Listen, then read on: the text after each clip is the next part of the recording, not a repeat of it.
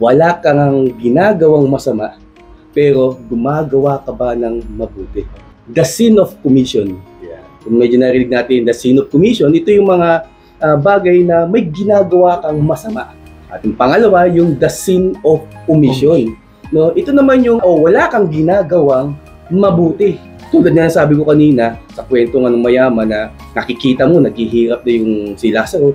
No, alam mo mahirap yung buhay niya, but wala kang binibigay man lang na mabuti o tulong o maganda doon sa taong iyon. Kung makikita natin yung mga kapatid natin, ang daming nangangailangan ng tulong. Amen. Lalo na ngayon sa panahon ng bagyo, mga trahedya na nangyayari sa bansa natin, ang daming nangangailangan ng tulong. May tulong man lang din tayo. Peace be with you. I'm Brother Jet. I'm Mark. I'm Fernan. Please like share and subscribe. Usapang Tinapay.